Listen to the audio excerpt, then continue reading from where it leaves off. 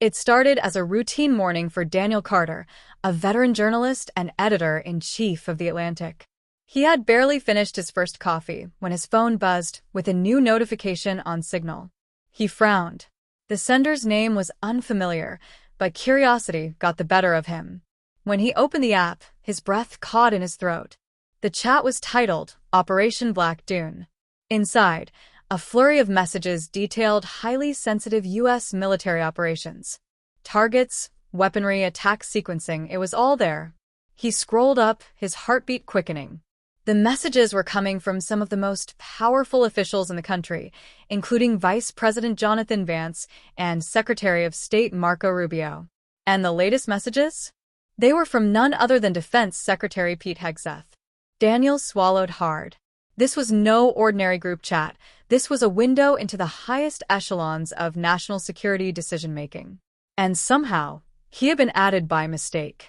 His journalist instincts warred with his sense of self-preservation. If this was real, it was the biggest national security leak in modern history. If it was a setup, he was about to step into the middle of a deadly game. His fingers hovered over his keyboard. Should he say something? Alert them to the mistake? But before he could act, another message appeared. Pete Hegseth, we are currently clean on OPSEC. All comms secure. Daniel exhaled sharply. They had no idea he was in the chat. He hesitated, then slowly started copying the messages to an encrypted file. This was too big to ignore. He needed proof, in case this whole thing disappeared into the shadows. Then, the final message sent a chill down his spine.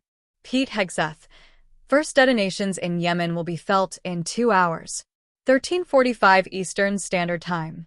Daniel stared at the screen, his mind racing. If this chat was real, then in just 2 hours, American forces would strike. He glanced at the clock, 11:50 a.m. His fingers flew across his keyboard. He had to confirm this. He dialed a trusted Pentagon contact, a former source who had always been straight with him. When the voice on the other end answered, Daniel cut straight to the point. Is the U.S. hitting Yemen in 2 hours? A pause. Then, a hushed reply. Where did you hear that? Daniel's blood ran cold. It was real. As he sat in his car outside a supermarket, watching the clock inch toward 13:45, he knew his next move would change everything. He had the story of a lifetime. But at what cost? Meanwhile, inside the Pentagon, Pete Hegseth paced his office, completely unaware of his fatal mistake.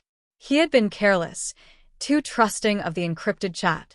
He had assured everyone that OPSEC was tight. But one rogue journalist had slipped through the cracks, and now, the weight of his blunder was about to come crashing down. At precisely 13:45, a flurry of news alerts confirmed the first wave of bombings in Yemen. Daniel gripped his phone, feeling both the thrill of a breaking story and the weight of its consequences. His name would soon be attached to the biggest intelligence leak in decades.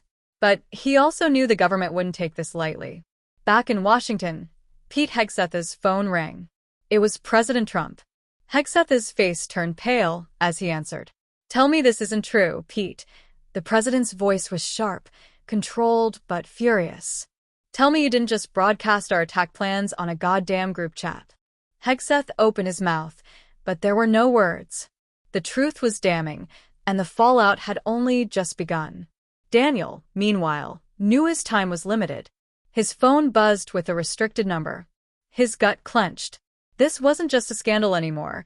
It was a matter of survival. He had to decide, go public and risk everything, or disappear before the government could silence him. Somewhere in the chaos, a new message appeared on Signal. One Daniel hadn't expected. Unknown, they know. Run. Daniel's heart pounded. The hunt had begun.